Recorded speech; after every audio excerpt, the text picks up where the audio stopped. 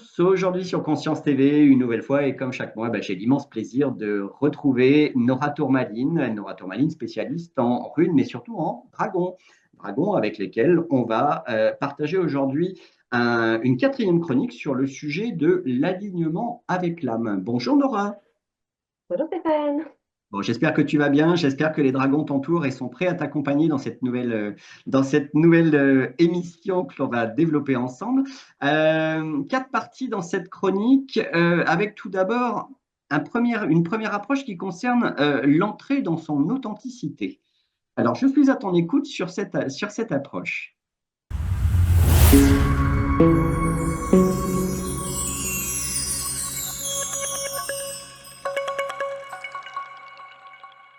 En fait, je reviens sur la chronique générale quand même. Le thème, c'est le chemin vers notre souveraineté avec l'accompagnement des dragons.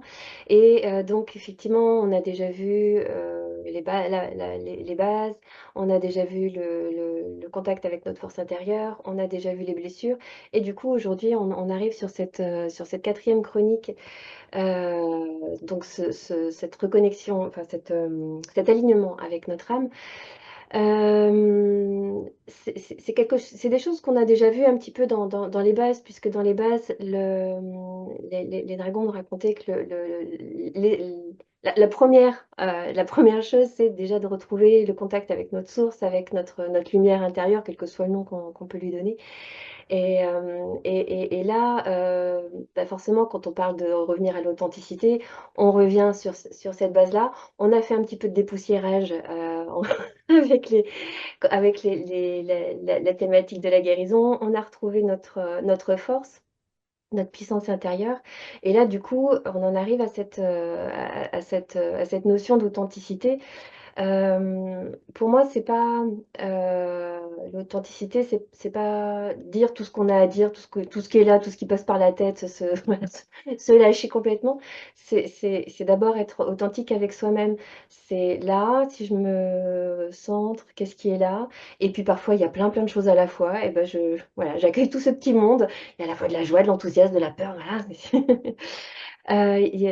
Et si je vais encore plus en profondeur, qu'est-ce qui a envie de se manifester, qu'est-ce qui a envie de s'exprimer, qu'est-ce qui a envie de, ouais, de sortir là et ouais, de s'exprimer. Et cette authenticité, bon, je vais parler tout de suite des dragons de cristal parce qu'il y a eu un problème où je l'ai vu. Euh, je l'avais pas fait encore pendant les chroniques. J'avais dit qu'ils étaient présents, voilà. Oui, oui, oui. Non, jusque-là, ils étaient restés derrière, à côté, un petit peu dedans, mais là, ça me brûle la vue. Les dragons de cristal. Donc, il y a, il y a plein de choses à dire sur les dragons de cristal, mais en lien avec cette authenticité, effectivement, il y a cette, on parle, voilà, je parlais de source, d'essence, et il y a aussi on parle aussi de ce noyau cristallin qui est à la fois au cœur de la Terre, mais qui est aussi en nous-mêmes, et cette pureté cristalline, voilà, qui cherche à se développer. C'est vrai que bah, du coup, pour entrer dans l'authenticité, quoi de mieux que d'appeler un dragon de cristal quand il prend pas toute la place avant même qu'on essaye d'en parler. Entrer dans son authenticité. Pour moi, il y a ce côté, voilà, d'être en contact avec soi et d'oser, voilà, d'oser ressentir tout ce qui est là et d'oser écouter toutes les voix, et d'oser dire, OK, il y a tout ça. Moi, là, je cherche ça à l'intérieur de moi. Est-ce que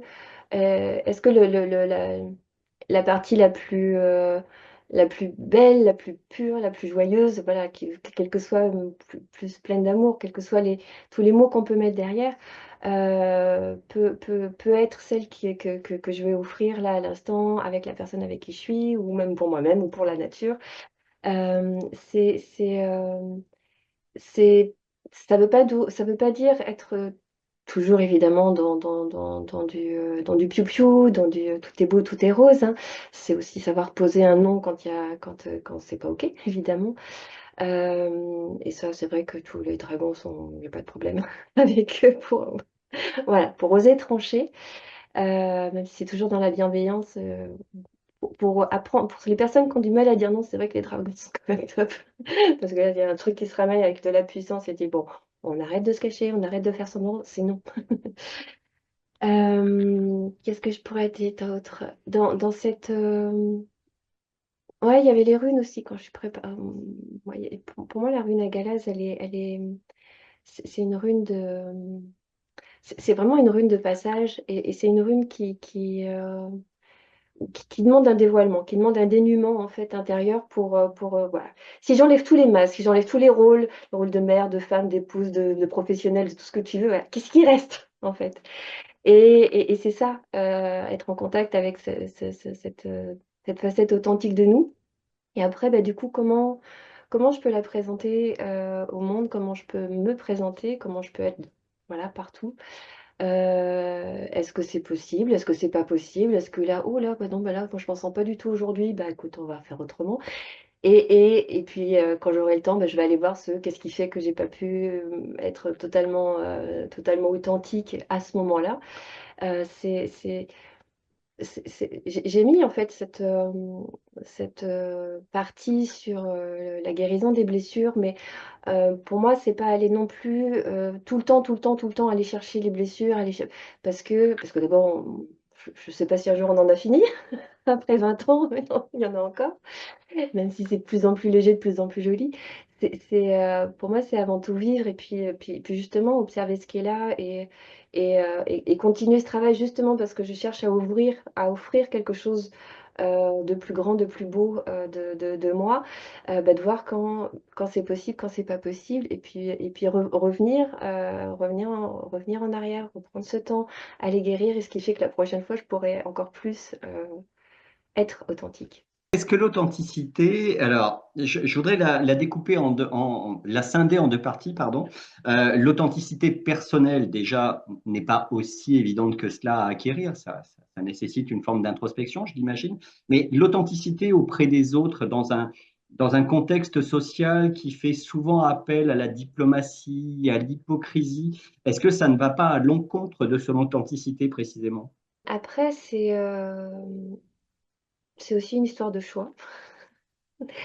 Tu vois, j'ai pas été formée pour, hein, mais voilà, j'aime beaucoup Issa Padovani et j'écoute beaucoup les posts qu'il peut faire sur YouTube notamment. Et tu vois, pour moi, la communication non violente amène à cette authenticité, amène à apprendre à s'exprimer de manière authentique sans agresser l'autre. Et puis, de toute façon, comme je disais, c'est aussi une affaire de choix, c'est-à-dire est-ce que j'ai envie qu'on m'aime, est-ce que j'ai envie d'être vraie? Qu'est-ce qui fait qu'à un moment, je vais choisir de biaiser, soit choisir de m'arranger, mais parce que c'est là où du coup ça, on revient vers soi, parce que on perd notre propre authenticité parce qu'on essaye de faire plaisir, parce qu'on essaye de pas blesser, ou parce que voilà. Et si je reste là, c'est des grandes théories, hein, je suis pas à 100% du tout. Je fais de mon mieux aussi. Mais c'est un apprentissage qui est super riche et super intéressant. Parce que effectivement, ce placement dans la souveraineté, c'est OK. euh, Ça va peut-être pas te plaire, mais moi, c'est ce qui est là pour moi. Et c'est ce qui est là quand je suis dans mon alignement. C'est pas ce qui est là parce que je suis en colère. Tu vois, c'est pas sous le coup de l'émotion. C'est justement parce que je suis centrée que je vais pouvoir être authentique. Et que ça te plaise ou pas, bah écoute, voilà, après, on fera notre chemin ensemble ou pas. Mais c'est pour ça que j'en parle en termes de choix. Voilà, qui je choisis. Est-ce que je me choisis moi dans mon intégrité, ou est-ce que je choisis de ne pas blesser une personne que j'aime et que je sais que ça va lui ça voilà. Mais tu vois, ce qui est Et en même intéressant, ouais. pardon Nora, ce qui est intéressant dans ce que tu dis, c'est que la notion d'authenticité, ça pourrait nous rapprocher d'un mot qui est ce mot dont l'interprétation est subjective, c'est égoïsme.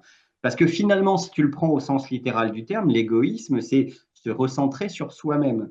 Mais si tu prends la perception externe d'une personne qui ne va pas comprendre ton comportement parce qu'il le trouve atypique, asocial ou etc., pour lui, égoïste, ça veut dire, bah oui, bah lui, il pense qu'à lui, il n'en a rien à faire du contexte dans lequel on est. Tu comprends ce que je veux dire? Et c'est peut-être là où il y a une différence d'appréciation entre l'authenticité et l'égoïsme au sens individuel du terme, et puis cette approche beaucoup plus collective et plus rationnelle ou stricte. Tu comprends?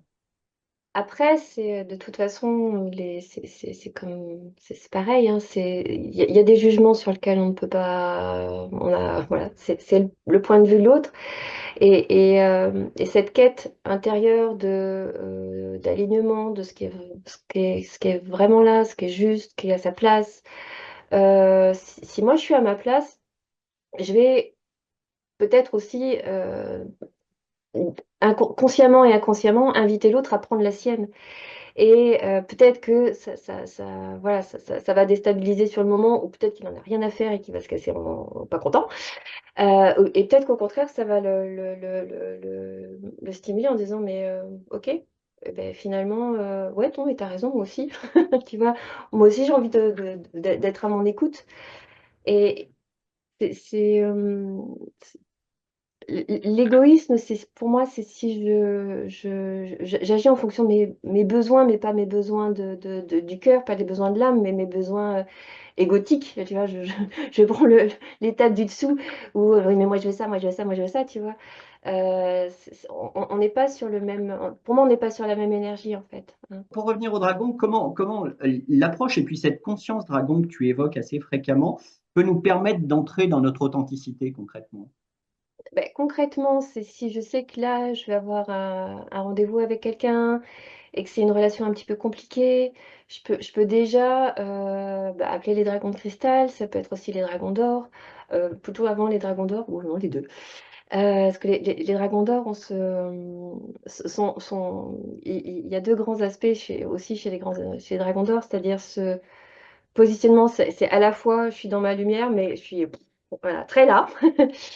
Et en même temps, quand tu es seul avec eux, la première chose qu'ils vont te faire faire, c'est un gros travail alchimique. Donc, on va traverser l'œuvre noire, l'œuvre blanc, l'œuvre jaune et l'œuvre rouge, qui fait que, voilà, après, dans ta relation, tu sais déjà, tu as été déjà visiter ton truc, ton problème, et ce qui fait qu'effectivement, tu arrives beaucoup plus centré et solaire, plutôt que de dire, bon, oh là là, qu'est-ce que je vais y arriver, comment je vais le dire, tu vois.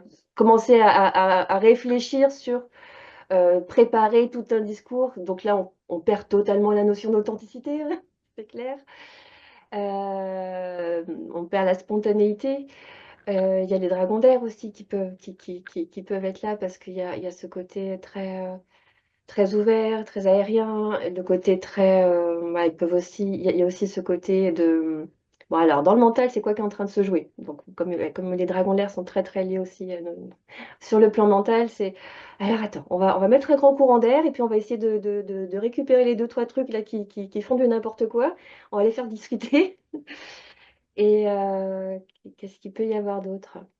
Ce cristal, il y a beaucoup plus à dire avec eux, hein. C'est juste que là, comme je veux pas qu'ils passent, je les laisse pas passer tel qu'ils voudraient passer tout de suite. J'arrive pas à voir l'essence même de ce qu'ils voudraient partager. Je suis désolée. Je ferai mieux quand on les fera tout seul plus tard. Euh, mais ouais, il y a quelque chose d'important à faire avec eux. Alors, après entrer dans son authenticité, on va aborder la deuxième partie de cette émission que tu as nommée Entrer dans l'état de flow.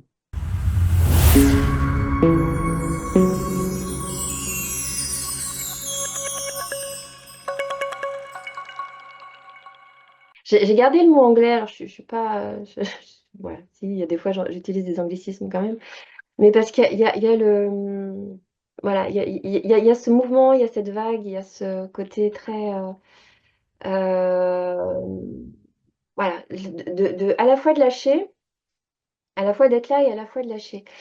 Euh, dans cette connexion, en fait, avec, c'est pas une connexion, comment on dit? L'alignement. Ouais, excuse-moi, j'ai encore. Heureusement qu'il s'est écrit là. L'alignement avec notre âme, ce qui est intéressant, c'est aussi d'ouvrir voilà, tout notre champ perceptif.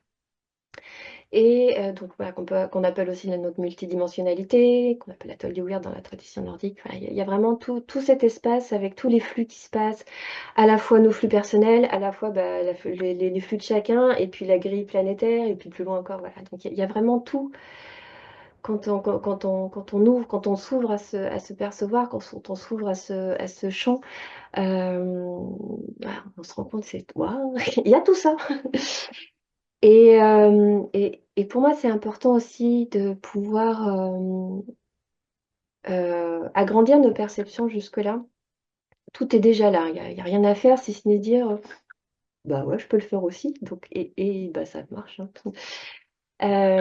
Après, c'est parfois plus des résistances ou des, je sais pas quoi chercher. Et, bah, justement, entrer dans le feu, c'est ne rien chercher, juste y entrer.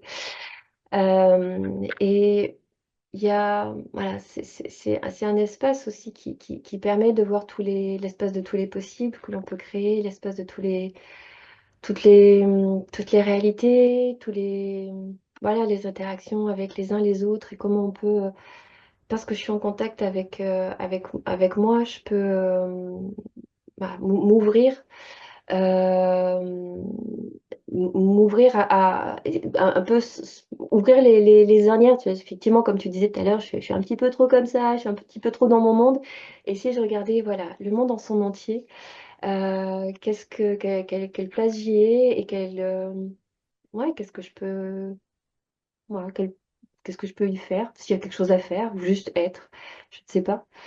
C'est un, ouais, c'est vraiment entrer dans cet espace de percevoir où on s'autorise au-delà des sens, en fait. Voilà, presque à pouvoir toucher ces différents espaces, ces différentes lignes. C'est voir et voir au-delà. C'est entendre et entendre au-delà. C'est tous nos sens, mais ajouter avec un plus, en fait, et voir deux plus, qui nous permettent d'être à la fois ouais, dans une réalité et dans celle de l'invisible, en fait, pour simplifier. Le top du top pour moi, c'est d'arriver à être dans les deux espaces à la fois, c'est-à-dire à la fois avec les yeux, avec les oreilles, avec le sens du toucher de 3D, et en même temps, voilà, voir le réel. Tu vois, là, j'ai un arbre en face de moi, voir l'arbre et voir en même temps tout ce que je te décrivais tout à l'heure qui dépasse largement le petit visuel de ma fenêtre qui est un arbre et où j'ai l'impression effectivement de pouvoir être dans l'univers. C'est cette double, j'appelle ça la double attention, mais c'est plus que ça. Et de pouvoir, voilà, oser se laisser porter, oser se laisser guider, et par l'alignement avec notre âme, en fait, soit on peut y aller par choix, mais c'est surtout là, où est-ce que mon âme voilà, elle a quelque chose à me montrer, ou mon essence, voilà, est-ce que la partie la plus belle, la plus spirituelle, la plus je sais pas quoi, qui est en moi, la plus lumière, voilà, a quelque chose à me montrer, à m'emmener voir, que ce soit à guérir, à ouvrir, à lâcher, à créer, alors pour entrer en relation, pour tout en fait. Si je prends ton exemple, parce que comme tu le dis à juste titre, tu ne peux pas interpréter collectivement les ressentis de chacun, mais cette entrée dans l'état de flow te concernant est un, comment je peux te dire, une étape ponctuelle, un tournant dans ta vie, quelque chose qui est devenu définitif, c'est cyclique. Comment tu le caractérises? Aujourd'hui, c'est définitif. Euh, J'arrive plus à me souvenir exactement. Je crois que parce que la notion de multidimensionnalité, ça faisait très longtemps que j'en entendais parler. Et j'avais l'impression de toucher un petit peu, des fois, méditation. Et je crois que c'est en 2016 qu'il y a eu vraiment un- ouais, une grande différence. Il y avait un avant, un après, en fait, où là, ça devenait presque systématique quand je me mettais soit en méditation, soit en accompagnement énergétique ou autre. Et, euh, et maintenant, oui, c'est cette double. Ouais, ce double, ouais, cette double attention, en fait, cette double conscience, pour reprendre ton mot, oui, elle est là quasiment tout le temps. Il suffit juste que que j'y place mon attention. Et, ah bah oui, c'est vrai. Je fais pas ça tout le temps. Enfin, voilà, en faisant la cuisine, je le fais pas forcément, encore que des fois, mais, mais sinon, oui, c'est là tout le temps. Est-ce que c'est pour toi une perception radicalement différente dans le sens où c'est particulièrement enrichissant, ce sentiment d'accéder à quelque chose d'autre, enfin, alors je ne vais pas dire de supérieur, mais en tout cas de plus complet. Plus complet, oui. Et encore, ce qui me fascine toujours, c'est que plus j'ouvre des espaces, plus je visite de trucs, plus je me rends compte à quel point, mais mon Dieu, on ne sait rien. Mais qu'est-ce qu'on ne sait rien? Et le on, c'est moi, hein, c'est pas moi par rapport à vous, hein, c'est vraiment moi par rapport au vivant, en fait. Comme si on passait notre temps à essayer de choper des trucs pour essayer d'en faire une petite théorie, un truc où on essaye de comprendre. Et déjà, c'est l'impression que on comprend beaucoup plus de choses qu'avant. Et en même temps, bah ouais, mais j'ai chopé deux, trois trucs, mais il y en a 10 000 là-haut. Et voilà, comprendre ce que c'est que la vie, voilà, qu'est-ce que c'est que la Terre, qu'est-ce que c'est que le sens de notre vie sur Terre. Tout ça, plus j'avance, plus je me rends compte que ouais, on a des théories aujourd'hui qui sont bah, les meilleures qu'on puisse avoir pour l'instant. Et ce que j'adore, c'est que 3 ans plus tard, 50 personnes en même temps sur Terre vont arriver avec une nouvelle théorie qui est un petit peu plus ouverte que l'ancienne, qui n'est pas la réalité non plus. Et ça n'arrête pas. Et je trouve ça génial.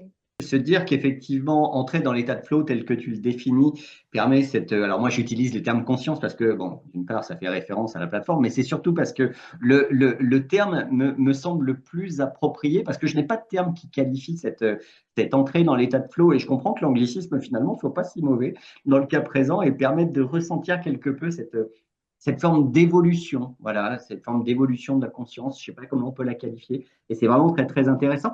En ça, les dragons t'ont véritablement beaucoup aidé ou ils n'étaient que des accompagnateurs ou ça s'est fait presque naturellement? Est-ce que tu peux me détailler ton vécu, ton approche à ce niveau-là? Les premiers dragons étant arrivés en 2015, en 2016, ça a dû voilà, de 2015 à 2017, en fait, c'était vraiment très, très ponctuel. Mes connexions à eux, enfin, un en particulier, il n'y en avait qu'un à l'époque. Et donc voilà, le avant-après c'est fait. Alors, peut-être qu'ils étaient là et que je les voyais pas, hein, je ne sais pas. Voilà, donc l'ouverture s'est faite avant vraiment que j'ai conscience de leur présence et de tout ce qu'ils peuvent représenter. Après, les grands bons qu'il y a pu avoir, oui, c'est quand j'ai passé, j'ai déjà parlé, je crois, de un mois et demi avec le dragon de l'éther et quand il a commencé à me montrer comment on pouvait bouger les lignes de temps, comment on pouvait bouger voilà, faire des guérisons, faire des. Ouais, voilà. Là, c'est vrai que j'ai commencé à jouer presque physiquement, en fait, avec eux pour résoudre des histoires. Voilà. Alors, il y en a d'autres qui font ça en hypnose, voilà, il y a plein d'autres méthodes, hein, mais c'est vrai que moi, ça a été vraiment avec les dragons que j'ai appris à jouer. Puis, il y a des runes, il y a une rune notamment qui est associée à ce travail-là. Voilà, il y a plein de symboles aussi dans la tradition nordique. En mêlant un petit peu tout ça, c'est vrai que j'ai appris à y jouer, à pouvoir emmener des personnes aussi, à ce qu'elles puissent se connecter à ça et faire leur propre voyage de guérison, voyage ouais, il y a plein de choses. Tout est possible en fait en fonction. Moi, quand je propose des ateliers, en fait, c'est des ateliers collectifs, donc des séances sur 2, 3 heures. J'amène l'énergie, mais après chacun, il va en fonction de sa propre histoire. Pour moi, ce qui m'intéresse, c'est, bon, ben, je pars de là aujourd'hui, j'ai ça, je vis ça dans ma vie, comment cet espace-là aujourd'hui peut me permettre de trouver une solution, résoudre, ou d'aller, j'ai juste envie de vacances, je vais faire juste un joli voyage, parce que j'ai besoin d'un peu de se souffler. C'est ouais. Ouais, les dragons de l'éther, quand même beaucoup. Qui c'est qu'on a d'autres? La conscience dragon, mais ça c'est quand même pardon, cette pleine connexion à la conscience dragon, elle est quand même assez récente, ça fait à peine 6 mois. J'en parlais depuis des années parce que pour moi c'était la théorie que j'avais, c'est toujours, j'ai pas mieux encore, hein. Je sais qu'elle est pas, tu vois, ça fait partie des théories. Dans 3 ans, j'aurais mieux à proposer, mais pour au jour d'aujourd'hui, j'ai pas mieux. Quand j'expliquais, voilà, pour moi, il y avait cette énergie très haute vibratoire et que les dragons qu'on arrivait à contacter baissaient leur fréquence. Voilà. Et c'est vrai que pendant des années, c'est surtout ces dragons-là. Je savais qu'il y avait plus haut, j'y étais allée une ou deux fois, mais c'était vraiment très très ponctuel. La pleine connexion avec cette conscience-là, je l'ai vraiment que depuis 6 mois, donc depuis novembre 2024. Si je me réfère, Nora, à la thématique de la chronique du jour, l'alignement avec l'âme, tu vois, on a commencé par entrer dans son authenticité avant d'aborder la notion d'entrer dans l'état de flow. Est-ce que tu veux dire que il faut préalablement être authentique avant de pouvoir envisager de rentrer dans cet état que tu définis, ou ça ne te semble pas nécessairement obligé d'être en phase avec soi-même et d'être authentique? On a tous des chemins de vie où de toute façon, il y en a qui vont aller commencer par P, E, Z, donc voilà. Donc ça, tout ce qu'on propose dans un certain ordre depuis 4 chroniques, plus les 2 prochaines, pour moi, chacun fait avec son parcours. J'ai préféré le mettre dans ce sens-là, dans ma logique à moi. C'est en même temps, c'est comme ça que je propose mes ateliers. Moi, je propose des choses et en même temps, ce qui m'intéresse, c'est que chacun suive son propre chemin. Dans tous mes ateliers, je dis la seule chose qui m'intéresse, c'est on va partir ensemble, on va ouvrir des espaces. Et après, moi, si je vous guide et que vous êtes déjà parti par là et que moi je vous dis d'aller par là, vous suivez ça. Parce que c'est votre chemin, c'est votre voyage, hein. C'est ça qui m'intéresse. Donc là, c'est la même chose. Mais c'est vrai que pour revenir à cette petite logique, puisqu'il faut bien, voilà, faut bien créer quelque chose, une structure. euh, pour moi, ouais, on va pas forcément visiter les mêmes choses quand on sait à quel espace on est, donc quand on sait, voilà, en authenticité avec soi, il y a tout ça, c'est le bazar, et en même temps, je suis là. Peut-être qu'on est juste là, hein, il n'y a pas de bazar, mais bon, ça dépend des personnalités. Moi, souvent, il y a aussi un peu de bazar des fois. Mais par contre, je sais revenir voilà, dans ce centre et dans cette authenticité. Et à partir de cet espace-là, je vais ouvrir effectivement tout le champ multidimensionnel et je vais partir en voyage parce que je suis consciente déjà de ce qui est là. Et donc, et avec ce cœur ouvert et avec cette pureté d'intention autant que je peux l'être à cet instant-là. Pour moi, oui, ça fait pas les mêmes voyages. Alors, on va aborder maintenant la troisième partie de la chronique que tu as également intitulée Quid de la mission d'âme. Alors, qu'est-ce que tu entends par le quid de la mission d'âme?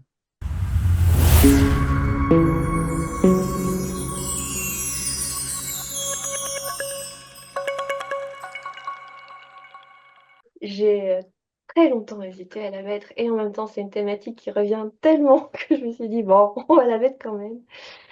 Euh, je suis, pour le coup, souvent un petit peu exaspérée avec cette notion de mission d'âme. Parce que la plupart du temps, quand j'entends les personnes qui me partagent ce qu'on leur a donné, ce qu'on leur a dit comme mission d'âme, c'est quelque chose qui rajoute un poids, qui met une responsabilité, on perd le sourire, on perd la joie, on perd l'enthousiasme. Voilà, pour moi, si on avait une seule mission d'âme sur Terre, ce serait juste, déjà, juste essayer d'être heureux et d'être bien dans notre peau, dans notre corps, dans notre tête, voilà, dans notre cœur. Et rien que ça, c'est la seule pour moi qui soit vraiment importante. Le reste, oui, on a tous notre singularité, on a tous notre spécificité, notre lumière particulière.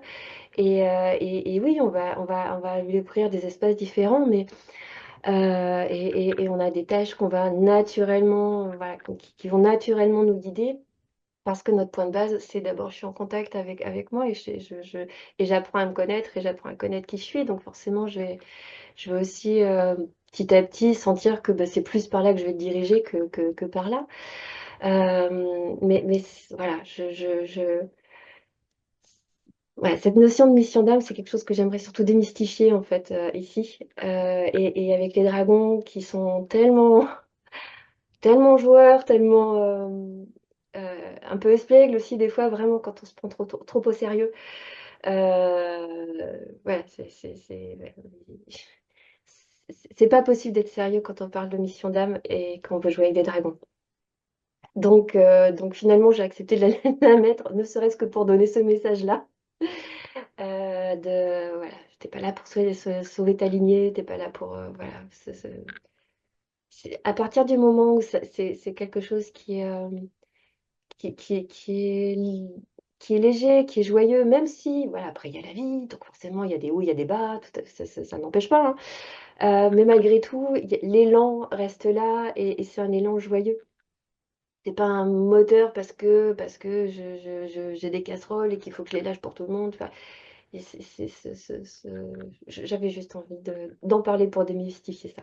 En même temps, la notion de mission d'âme, ce serait quelque peu venir sur Terre comme tu le définis, avec un rôle prédéfini, avec des objectifs que l'âme, dans son incorporation terrestre, doit accomplir.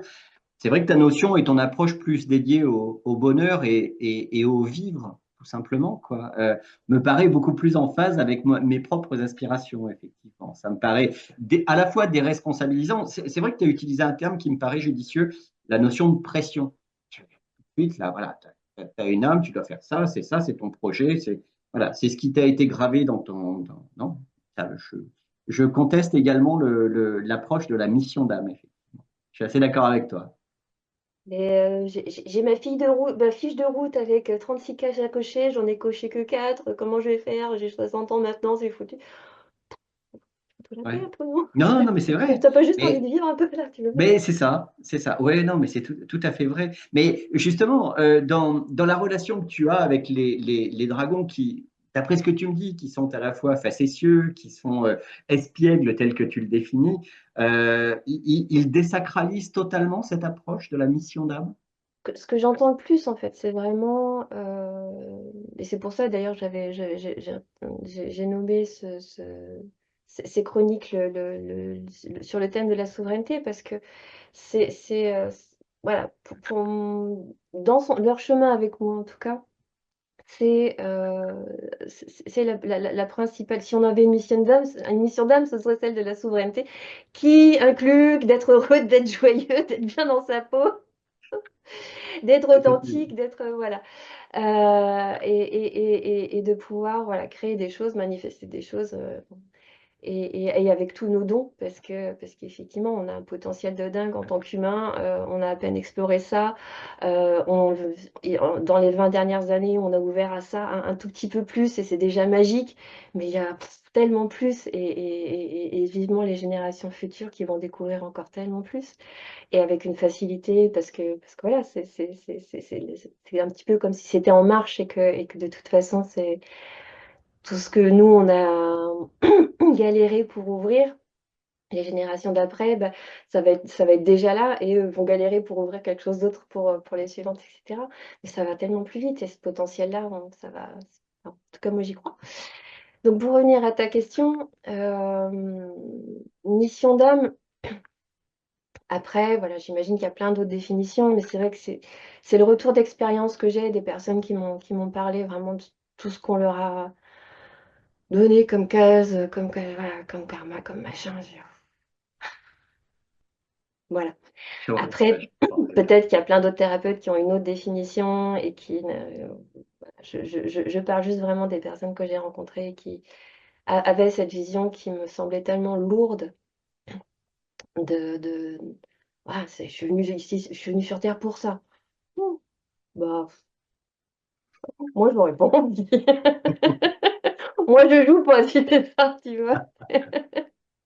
Alors du coup, et tu sais quoi, ça me fait penser au tout début de la chronique où c'était entrer dans son authenticité. Alors, est-ce que être authentique, c'est également finalement être heureux? À partir du moment où on lâche aussi les attentes extérieures, où on lâche parce que être authentique, effectivement, comme tu le disais, ça veut pas dire que ça va être bien reçu en face.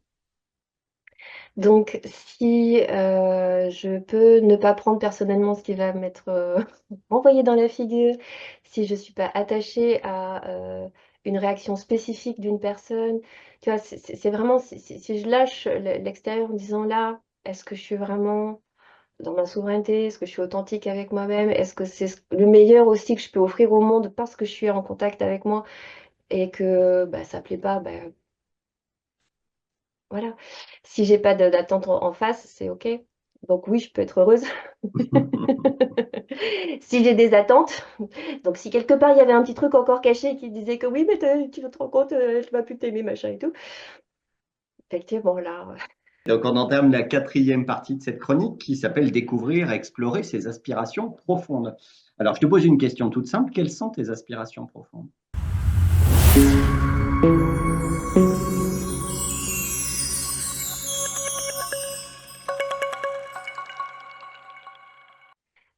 c'est quoi ma mission? Bah, j'en sais rien et en fait, j'ai pas spécialement envie de savoir. C'est quoi mes aspirations? Juste bah, suivre le flow. C'est-à-dire, pour moi, c'est aussi quelque chose qui se crée avec avec la vie. C'est-à-dire, bah, il y a ce que je suis en train d'expérimenter. Je vais aller plus par là. J'aurais pu aller par là. Du coup, si je vais par là, ben, ça va être quoi la prochaine tiens, si je réécoute à l'intérieur, c'est quoi le prochain pas? Je connais pas les pas suivants et voilà, l'idée pour moi, c'est juste d'être encore mieux dans ma peau, encore plus heureuse, et puis permettre aux gens si c'est ça, sur le moment, bah, si je dois partager ça, bah, je le partage. Si à un moment c'est plus ça et être dans une forêt toute seule, ça me va très bien aussi. Voilà, j'ai pas de vraies aspirations, si ce n'est ouais, des aspirations personnelles en fait de déploiement. Euh, mais après, ouais, les choses se créent pas à part et j'aime bien cette, cette surprise-là, en fait. Pour rester dans l'alignement avec l'âme, comment chacun peut-il découvrir ou explorer ses propres aspirations? Avec ce qui, justement, met de la joie au cœur, voilà, qu'est-ce que vous aimez faire, qu'est-ce qui vous donne envie de vous lever le matin, et c'est pas simplement parce qu'il y a des chats à nourrir ou parce qu'il y a les enfants. Qu'est-ce qui, On en revient, en fait, Nora, on en revient à l'authenticité. ouais, voilà, c'est ça, c'est la base hein, de cette chronique-là, je suis d'accord. C'est écouter qu'est-ce qui est là, parmi tous les trucs qui sont là, qu'est-ce qui est là, envie d'émerger et, et qui me fait sourire, en fait, qui met de la joie dans mon cœur, qui me donne envie de sourire quand je marche et de sourire à tous les gens que je connais pas dans la rue, euh, justement pour leur rappeler, on peut sourire aussi, vous allez voir, ça fait tellement bien là. Ou juste je vous offre mon sourire.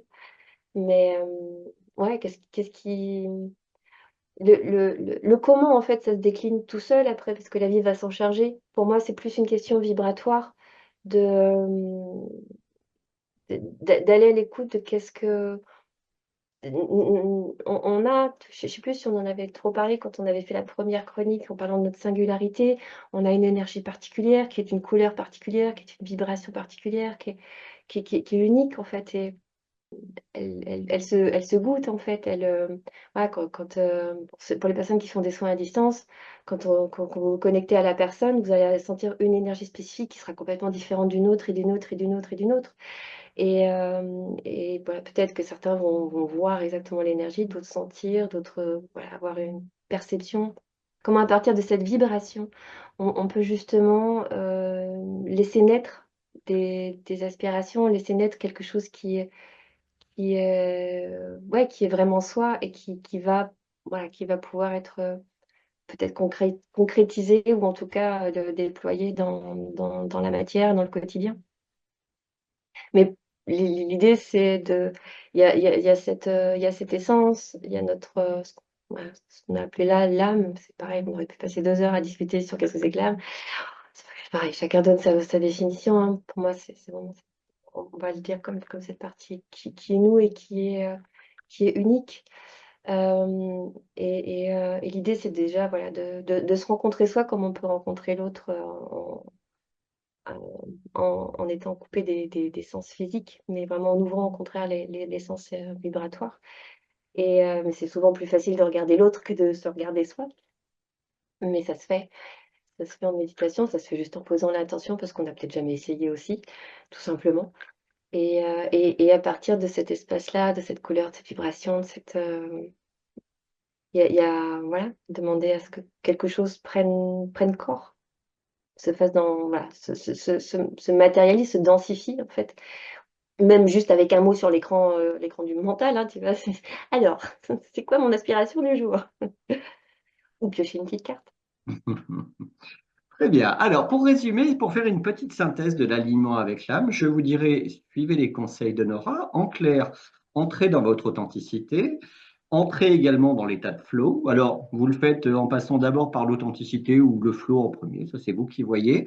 La mission d'âme, vous ne vous mettez pas trop de pression sur ça. On est bien d'accord, Nora, jusque-là? Et Oui, puis, explorez vos aspirations profondes en toute liberté. Et c'est comme ça que vous serez authentique. Et vous voyez, on en revient au début. Merci, Nora. merci à tous. Rendez-vous Merci Stéphane. avec plaisir, Nora. Rendez-vous le mois prochain pour la phase 5 de ces. Vous suivez Nora, vous vous inscrivez à sa chaîne, vous vous abonnez, vous commentez ses vidéos. Et puis n'oubliez pas qu'elle est également sur Tipeee où vous pouvez faire des dons. Un petit don de 10 € par mois, ça ne va pas vous coûter grand-chose si ce n'est encourager la créativité de Nora que j'accompagne avec grand plaisir. À bientôt, Nora. Merci. Au revoir.